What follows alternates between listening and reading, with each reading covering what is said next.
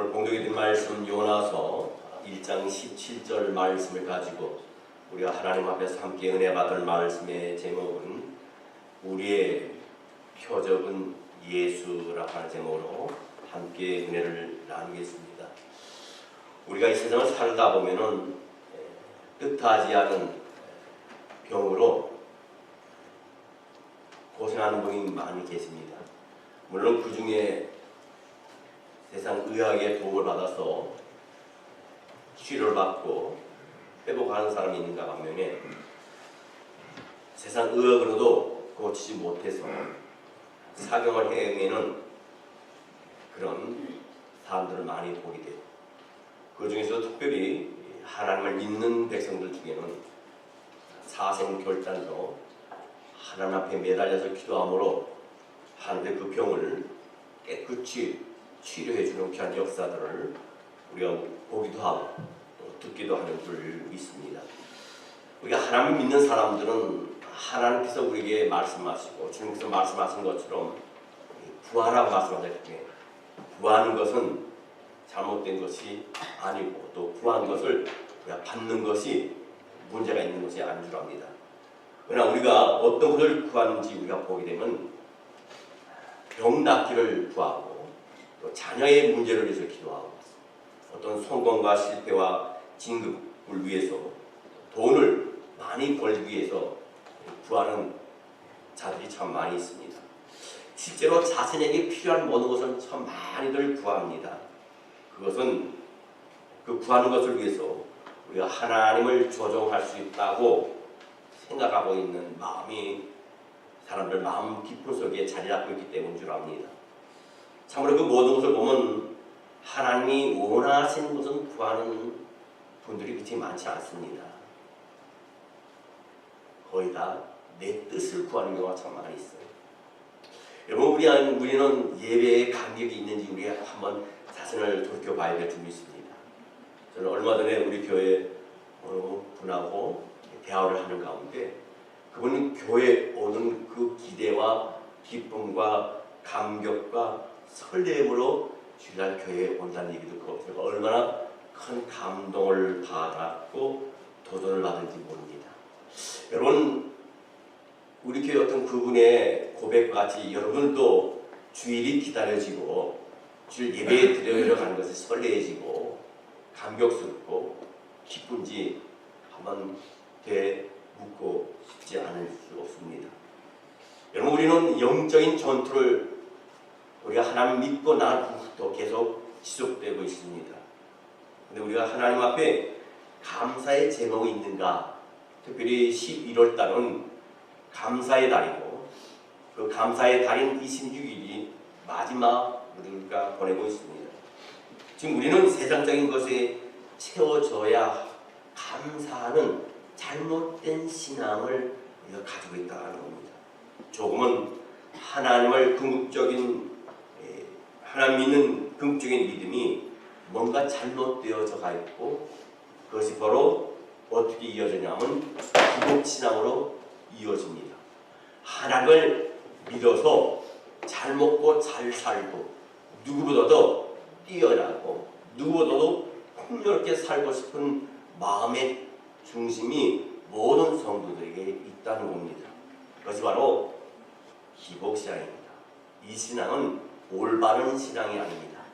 우리가 하나님을 믿는 믿음은 바로 잘 먹고 잘 살기 위함이 아니라 하나님의 그 성품을 닮아가고 이 세상 살아가는 동안에 하나님께 영광을 돌리고 하나님의 모습을 우리의 삶을 통해서 빛과 소금의 역할을 감당함으로 말미암아 천국을 확장하는 일을 감당하는 사명자로 저와 여러분을 부르셨기 때문에 거기에 목적이 있는 줄 압니다.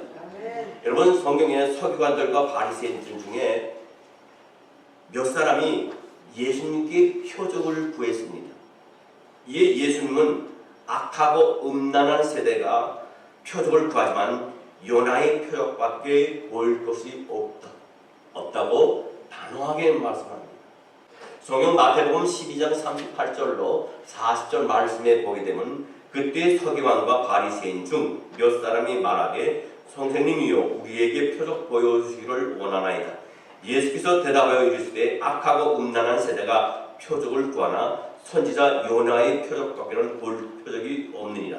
요나가 밤낮 사흘 동안 큰 물고기 뱃속에 있었던 것 같이 인자도 밤낮 사흘 동안 땅속에 있으리라. 이런 대한민국의 모든 법 개정 중에 가장 안타깝게 생각했던 건 뭐냐면 이 간통죄를 없앴다는 겁니다. 이제 이 간통죄가 없었기 때문에 누구도 간통하는 것에 있어서 양심의 가책을 느끼지 않고 간통을 하기 때문에 한국이 정말 그야말로 소돔과 고모라상의 그 성적인 범죄에 범갈 정도로 성적으로 문란해졌습니다. 여러분 이스라엘 백성에게 음란이라는 것은 하나님을 따라가지 않고 이방신을 쫓는다는 데 의미가 있어요. 우상은요 자기를 위해서 자기가 원해서 만드는 것이 바로 우상입니다. 우리가 하나님보다 돈을 더 사랑하게 되는 것이 우상입니다. 모든 것이 하나님께로 왔습니다. 내가 나의 건강을 나 자신을 하나님보다 더 사랑한다면 그것이 우상입니다. 자녀를 하나님보다 더 사랑하는 것이 우상이며 어떤 명예나 권력이나 인기도 하나님보다 더 사랑하고 거기에 집중하고 거기에 포커스를 맞추며 인생의 목적을 두고 살아간다면 그것이 바로 우상이라는 겁니다. 여러분 출애굽기 16장 3절 말씀부터 4절 말씀에 보면 이스라엘 백성들이 광야에서 모세와 아론에 대해서 원망을 했습니다.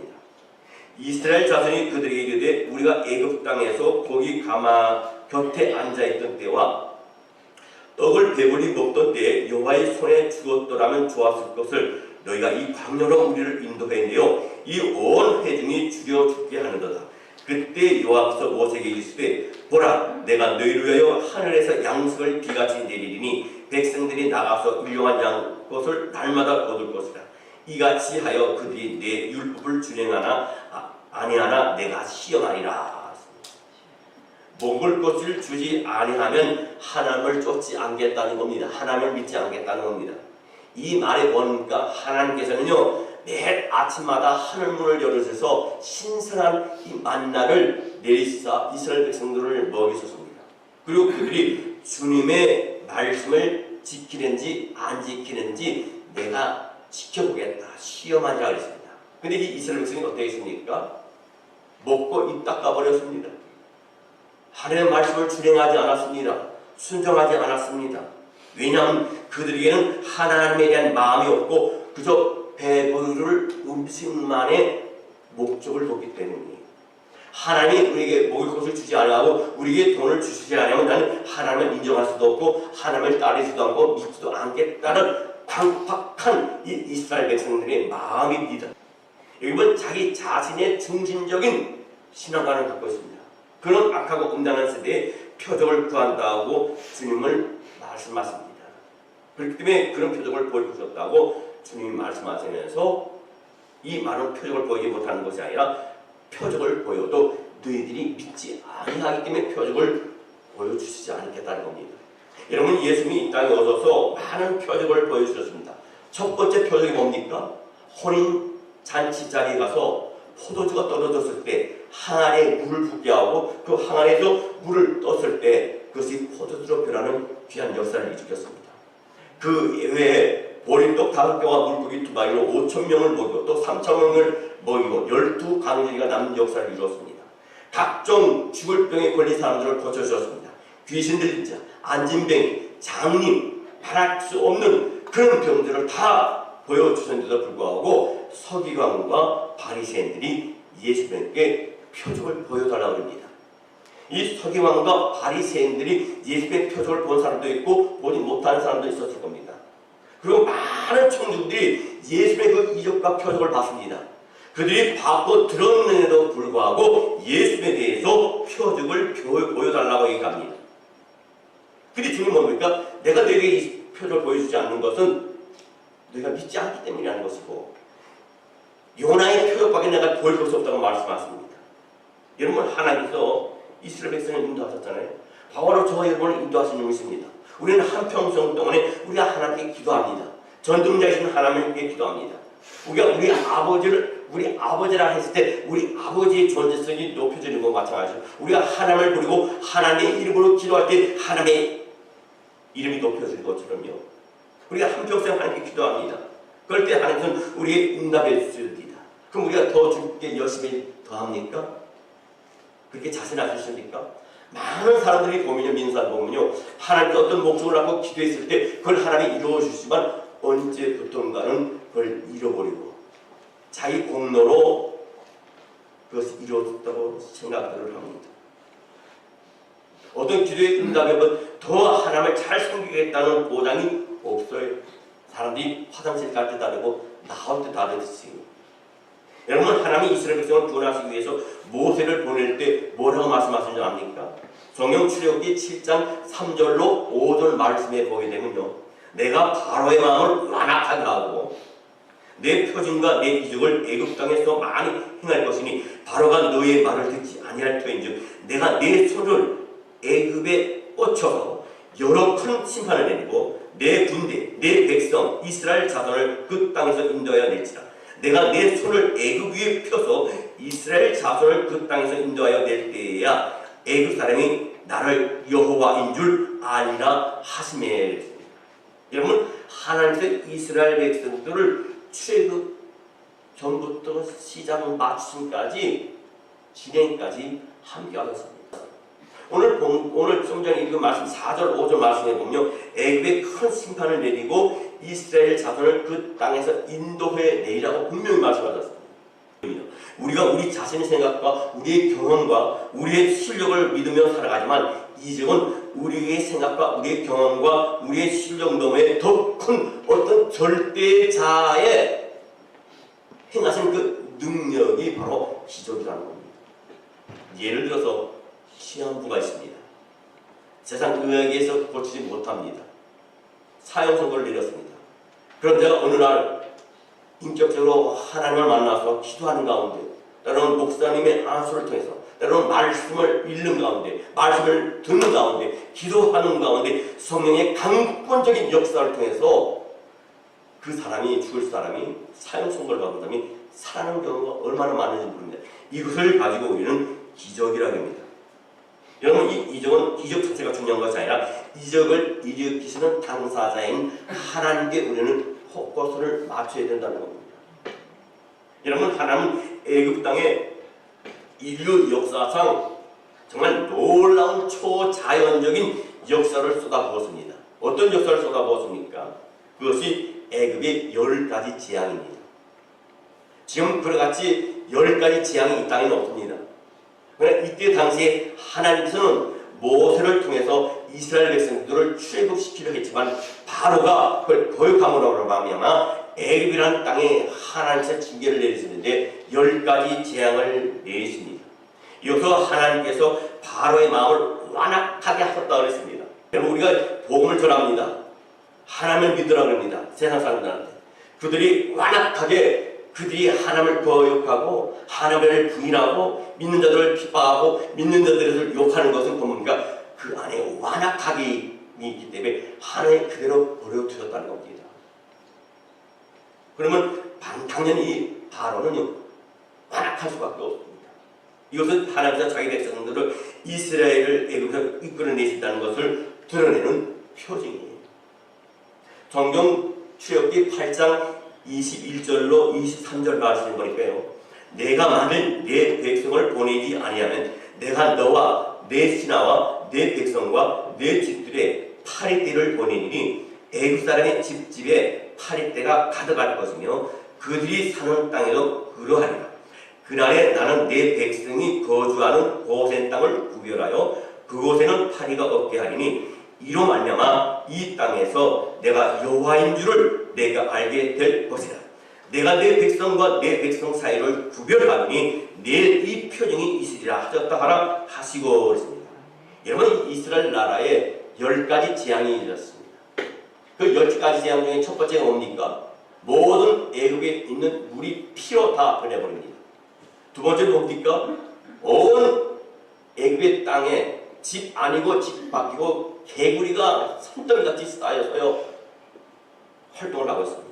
세 번째 뭡니까? 티끌이 이가 됐어요. 티끌을 이로 다 만들었습니다. 여러분 이 경험을 해보셨어요? 지금 별로 없어요. 옛날에 제가 초등학교 때만 해도요 이가 부쩍부쩍했어요. 우리 초등학교 교실에 오면 머리에 석회가 해가지고 이가 이리 뛰고 저리 뛰고 그래요. 그때는 교도대는 이가 부럭부럭 해갖고 이를 잡아갖고 탁 하면 탁 소리가 날 정도로 얼마나 사람의 피를 많이 빨아먹었든지 배가 불러가지고 탁 하면 피가 툭 튀면서 탁 해요. 그런 이들이 이스라엘 애굽 땅에 있었다는 겁니다. 네 번째는 뭡니까? 파리가 들끓었어요. 여러분 우리가 집안에 파리 하나만 와도 신경이 쓰이는데 온 애굽의 땅에 파리가 들끓었어요. 다섯 번째 뭡니까? 가축이 다 죽어 넘어집니다. 다 죽었습니다. 여섯 번째는 뭡니까? 악성 종기들이 사람들한테 생겼습니다. 일곱 번째는 무슨 재앙이 있습니까? 우박이 떨어졌어요. 여러분 우박 텍사스에서 보셨죠? 금년에도 우박 왔잖아요. 몇 년 전에도 우박이 왔고요. 몇 년 전에 우박이 왔을 때는요 차가 다 뻑뻑뻑 들어가고 유리가 깨져갖고 보호회사에서 바빴습니다. 집이 뚫려가지고 바빴습니다. 그래서 저는 여러분에게 말씀드렸다시피 우박이 얼마나 큰지 제가 오피스에 있는데 다다다다다다 소리가 나는 거예요. 나와봤는데 우박이 막 떨어지는데 처음에는 조그만 게 떨어지더니 나중에는 엄지손가락만한 게 막 떨어지는 거예요. 목사 말을 못 믿으면 이거 죄입니다. 그럴까봐 제가 그 우박을 갖다가 주워가지고 냉동실에 넣어놨어요. 사무실. 우박이 막 떨어집니다. 그 다음 뭡니까? 여덟 번째로 메뚜기 떼들이 온 나라의 천지에 막 그냥 다 모두 곡식을 갈라먹고 괴롭힙니다. 아홉 번째는 뭡니까? 하루 24시간 깜깜합니다. 그래서 하루가 된 게 아니고 이틀이 된 게 아니고 몇 날 며칠이 깜깜해요. 낮이 언제인지 밤이 어딘지 모릅니다. 마지막 열 번째 재앙은 어떤 재앙입니까? 그 애굽 땅에는 모든 장자 첫 번째 아들은 다 하나님께서 죽여버리십니다. 근데요 중요한 것은 하나님께서 이 애굽 땅에 이런 재앙을 10가지 재앙을 내리셨을 때 첫 번째 재앙부터 세 번째 재앙은 애굽 사람이나 이스라엘 백성이나 똑같이 내렸어요. 네 번째 재앙이 이 개구리 재앙 때는요 이스라엘 백성에게는 그 재앙이 내리지 않고 애굽 백성에게만 그 재앙이 내렸습니다. 그것은 뭡니까? 하나님께서 하나님의 택한 백성과 택하지 않은 백성을 구별하셨다는 겁니다. 내가 내 백성과 내 백성 사이를 구별하니 내일 이 표징이 있으리라 하셨다 하고 그랬거든요. 이 사이라는 단어는 뭡니까? 단순한 틈이 아니라 삶과 죽음의 구별이라는 거예요. 하나님을 믿느냐 하나님을 믿지 않느냐 이것은요 종교 천국이 아니냐 지옥이 아니냐 영생이냐 영벌이냐 갈라집니다. 이 표징은 하나님의 백성과 하나님의 백성이 아닌 자를 하나님께서 구별시키는 표징이에요. 하나님은 자기 백성을 보호하신다는 겁니다. 철저히 책임지신다는 겁니다. 그러나 하나님의 백성이 아닌 하나님 믿지 않는 자는 I don't care. 여러분 분명한 것은 하나님은 저와 여러분을 책임지시고 저와 여러분을 인도하시고 저와 여러분과 동행하실 줄 믿습니다. 출애굽기 10장 1절로 2절 말씀에 보게 되면요 여호와께서 모세에게 이르시되 바로에게로 들어가라. 내가 그의 마음과 그의 신하들의 마음을 완강하게 하면 나의 표징을 그들 중에 보이기 위함이며 내가 내게 애굽에서 행한 일들 곧 내가 그들 가운데에서 행한 표징을 내 아들과 내 자손의 귀에 전하기 위함이라. 너희는 내가 여호와인 줄로 알리라. 여러분 하나님께서 애굽에 내린 18번째 재앙은 메뚜기로 인한 재앙입니다. 이 표징을 주신 것은 하나님이 우리를 구별하여 선택하셨고 우리뿐만 아니라 우리 자손의 하나님이 계심을 알리기 위해서 이 메뚜기 재앙을 행하셨다고 하나님이 직접 말씀하셨습니다. 근데 요나의 표정은 뭡니까? 요나의 표정이 뭡니까? 성경 요나서 마태복음 12장 39절로 40절 말씀 보니까요. 예수께서 대답해 이르시되 악하고 음란한 세대가 표적을 구하나 선지자 요나의 표적 밖에는 보일 표적이 없느냐. 요나가 밤낮 사흘 동안 큰 물고기 뱃속에 있었던 것 같이 인자도 밤낮 사흘 동안 땅속에 있으리라. 첫 번째, 하나님께서 하나님의 편에서 선 하나님의 반대편에 선 이 요나를 통해서 악하고 음란한 세대를 드러내셨어요. 여러분, 요나는요 하나님의 편에 설 마음이 없었던 사람입니다. 그러나 하나님은 그것을 요나의 한 사람 문제로 생각하지 않았습니다. 왜냐하면 그때 당시에 선지자인 이 요나가 가장 하나님과 가깝고 하나님의 말씀에 순종하는 자가 하나님 편에 서지 않고 하나님 반대편에 섰다는 것은 이스라엘뿐만 아니라 온 세계 니네웨까지 하나님을 섬기지 않는 완악하고 음란한 세대가 되었다는 거예요. 그러나 요나가 물고기 뱃속에 통과했을 때 그것은 어떤 역사가 일어났습니까? 그는 비로소 물고기 뱃속에서 회개하고 하는 말씀에 순종합니다. 그러면 악하고 음란한 세대가 어떻게 변해야 됩니까? 예수 그리스도를 통해서만 변화되는 줄 믿습니다. 둘째로, 하나님께서 이 요나를 통해서 복음이 이방 백성에게 흘러들어가서 온 세계가 하나님을 믿게끔 이 요나를 통해서 도구로 사용하셨습니다. 이 이스라엘 백성을 선택하신 이유는 이스라엘 백성만 구원하시기 위함이 아니라 그들을 통해서 온 족속이 하나님께로 돌아오기를 바라셨습니다. 여러분 중에는 온 식구가 크리스찬인 분이 계시고 크리스찬이 아닌 분들이 계십니다. 내 가정만 믿는 분도 계시고 아니면 일부만 믿는 분들도 계시기 바랍니다. 여러분을 하나님께서 그 누구보다 먼저 택하시고 부르시고 구별하시고 하나님의 자녀로 선택하신 것은 여러분을 믿지 않은 가족, 일가 친척에 믿음의 선구자로 세우셔서 그들을 구원하라고 여러분에게 숙제를 주시고 사명을 주신 것을 우리가 깨달아야 될 줄 압니다. 세 번째, 요나가 밤낮 사흘 동안에 물고기 뱃속에 있었던 것처럼 예수님도 십자가에 못 박히고 죽으신 후에 부활하셔야 됩니다. 부활도 하셨습니다. 이 예수님은 죽으셔야 했고 다시 사셔야 했습니다. 요나가 물고기 뱃속에서 나와서 니느웨에서 복음을 전하는 것처럼 예수님이 십자가에 죽으시고 또 부활하셔야만이 회복과 은혜가 흘러넘치는 표징이에요. 여러분, 여기 불교에도 잘 모르는 사람이라 할지라도 이 법륜 스님이라는 분 한 번 좀 들어본 분이 계실 줄 믿습니다. 제가 몇 개월 전에 지인을 통해서 카톡 하나를 받았습니다.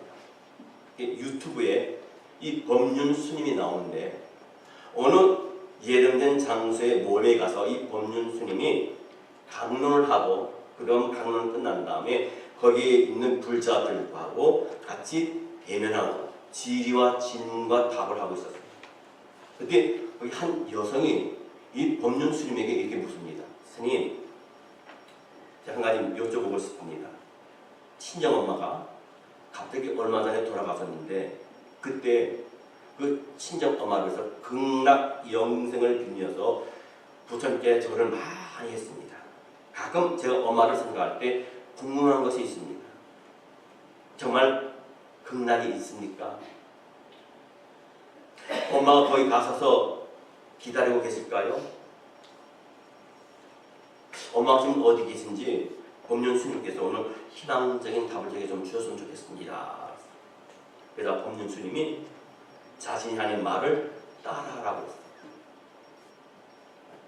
믿는 자에게 복이 있나니, 그러니까 그 여자분이 믿는 자에게 복이 있나니 천국이 너희 것이니라, 천국이 너희 것이니라 하였어요. 답이 어찌 되었느냐 들었습니다. 스님, 그건 교회에서나 하는 얘기고 기독교인들이 하는 얘기 아닙니까? 그랬어요. 스님이 하는 말이, 아니 지금 스님이 얘기하잖아. 스님이 그래도 스님 그 말은 어째, 그럼 어머니가 천국에 갔다고 믿는 것이 좋겠냐, 지옥에 갔다고 믿는 것이 좋겠냐? 천국이요. 그럼 그렇게 믿으면 돼. 이것이 불교입니다. 불교는 철저하게 자기 깨달음과 혜택을 강조합니다. 천국과 지옥이 있는지 없는지 모른다고 말합니다. 적어도 자기가 믿는 종교에 대해서 이 불교 신자들은 스님은 정직해. 다른 말은 안 합니다. 그러면 기독교는 여러분 정직하다고 생각합니까? 지옥과 천국이 있다고 믿으면서 지옥과 천국이 있는 사람처럼 믿는 사람처럼 살지 않고 있다는 거예요. 여러분, 제가 이 말씀을 드린다고 목사님이 종교적인 편향성과 또 어떤 타 종교에 대해서 비판적인 얘기를 하는 거 아니냐, 타 종교도 존중할 줄 알아야 되냐 얘기를 하는 사람이 혹 이 자리에 있을지도 모릅니다. 그러나 분명한 것은 사실은 사실대로 얘기해야 돼요. 얼마 전에 어떤 분이 저한테 목사님 지금 미국이 이제 그걸 없애려고 하지만은 동성연애하는 거에 대해서 어떤 사람들이 와서 동성연애하는 사람인데 결혼을 시켜달라고 뭐 자기 두 사람을 결혼을 시켜달라면 시켜줄 겁니까? 안 시켜주면 제어를 가게 되는데요. 저는 제어를 가면 갔지 절대로 시킬 수 없습니다. 하나님 그 말씀 옵니다. 그 말씀 드렸습니다. 불교는 뭡니까? 윤회설을 강조합니다.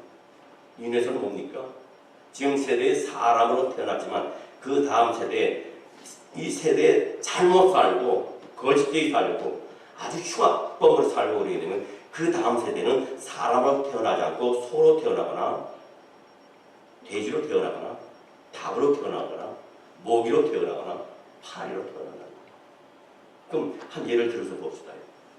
우리 한국 사람들은 가장 운동 경기를 할 때나 집에 밤에 뭘 먹길 좋아합니까? 치맥. 치맥이 뭡니까? 맥주와 치킨을 안주로 해가지고 잘 먹습니다. 그러면 거기에 불교산자들이 많을 겁니다. 치맥을 먹어요. 맥주하고 치킨 먹어요. 그러면 윤회설에 의하면 자기 할아버지가 그 몇 대 조선인 아니면 자기 아버지가 아니면 자기 식구 중에 일찍 죽은 자식이다라든가 형제들이 있으면요. 그게 닭으로 태어날 수도 있고 소로 태어날 수도 있고 돼지로 태어날 수도 있고 모기로 태어날 수도 있고 파리로 태어나요. 그럼 자기 조상을 먹는 거예요. 맥주와 함께. 가끔 파리가 왔다 갔다 해. 그러면 파리채를 들고 왔다가 탁 잡아요. 그게 자기 조상인지 어떻게 알아요? 가끔 모기가 엥 하고 여기 탁만 탁 때려요. 그 모기가 죽어요.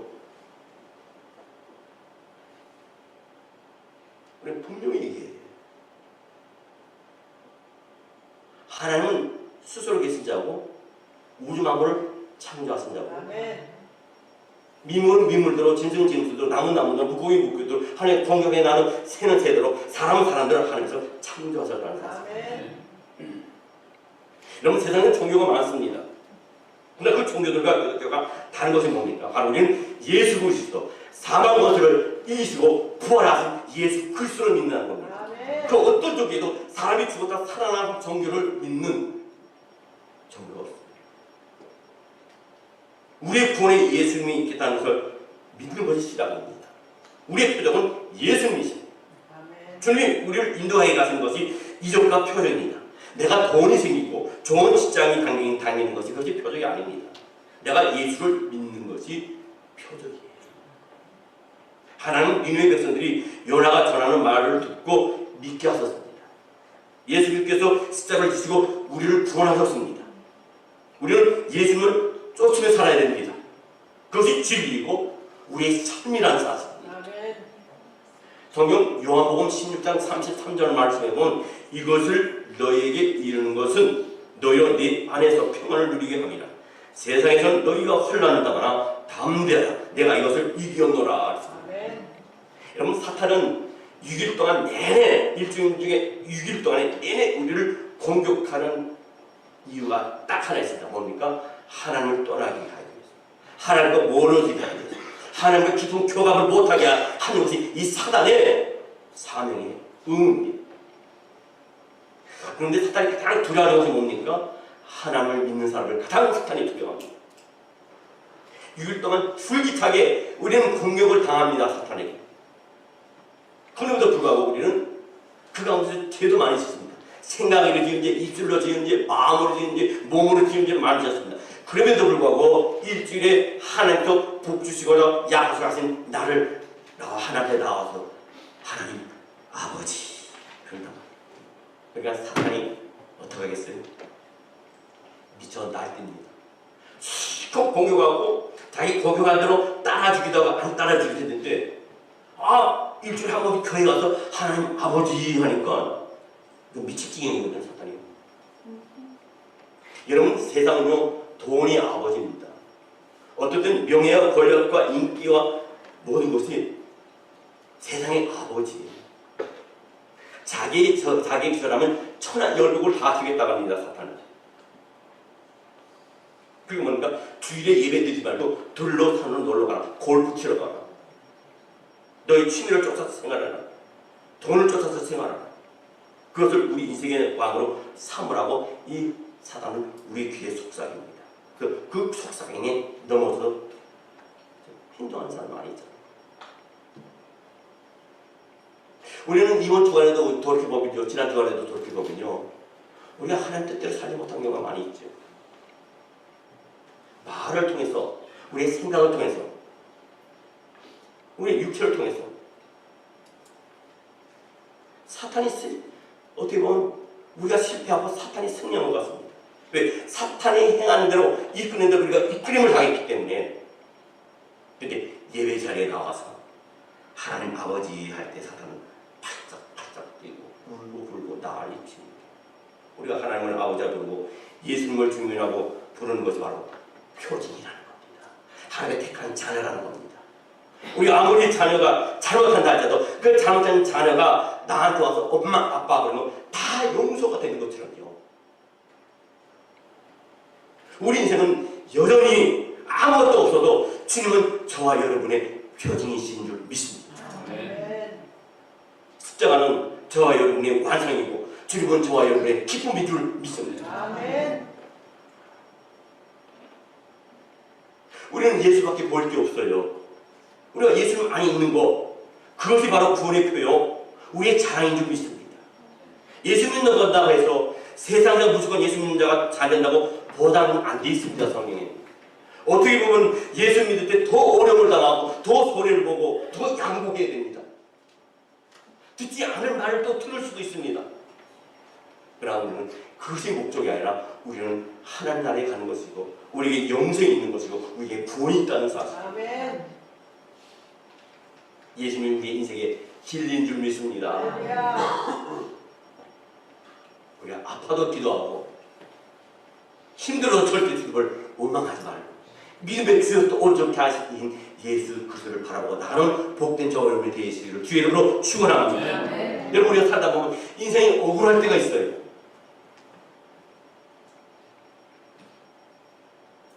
참 힘들 때가 있습니다. 물론 우리가 이 땅에 사는 동안에 억울한 일을 당할 수도 있고요. 힘든 일을 당할 수 있어요. 그러나 우리에게 사모하는 주님이 계시고 내가 그분 안에 있기에 믿음의 길을 갈 수 있는 줄 믿습니다. 그것이 신앙입니다. 지금 우리가 예배 자리에 있다면 우리가 지금 예배 자리에 있다면 그것은 우리가 승리한 줄 믿습니다. 우리가 살면서 실패하기도 하고요. 성공하기도 합니다. 승리하기도 합니다. 하루에도 12번씩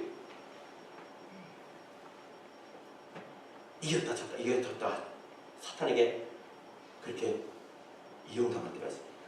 아침에 일어나서 큐티하고 승리하면서 엎치락 뒤치락 어쨌든 간에 사탄과의 영적인 전쟁이 마지막까지 우리가 승리하는 역사를 주시길 믿습니다. 여러분 찬송가 288장 찬송 보게 되면 예수로 나의 구주 삼고 성령과 피로서 거듭나니 이 세상에서 내 영혼이 하늘의 영광 누리도다. 이것이 나의 간증이요 이것이 나의 찬송이지. 나 사는 동안 끊임없이 구주를 찬송하리로다. 찬송가 338장에도 제가 너무나 좋아하고 이 찬송을 떠서 얼마나 눈물을 흘렸는지요. 저는 밖에서 흘렸어요. 내 주를 가까이 하려 하면 십자가 짐 같은 고생이나 내 인생 소원은 늘 찬송하면서 주께로 나아가기. 여러분 이 찬양의 가사처럼 예수를 나의 표적으로 삼고 이것을 간증하며 사는 날 주님의 우리와 함께 하시고 이 찬송 속에 사탄은 떠나가게 될 줄 믿습니다. 하나님 아버지, 하나님 아버지, 아무리 어려워도 나는 하나님 아버지를 부를 겁니다. 하나님 아버지는 나의 아버지십니다. 예수님은 나의 표정이십니다. 이 고백에 사탄의 권세는 무너질 줄 믿습니다. 돈과 건강을 붙잡지 마세요. 명예와 권력과 어떤 인기를 붙잡지 마세요. 돈이 있어도 죽고 돈이 없어도 죽어요.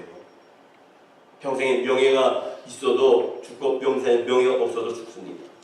평생에 어떤 권력이 있었던 자나 없는 자는 다 한 가지로 죽습니다. 영원한 하나님 나라와 우리가 80년의 짧은 인생을 비교하지 마시기 바랍니다.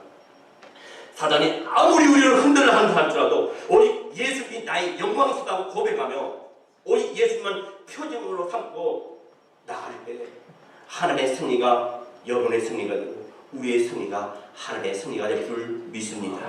기도하겠습니다.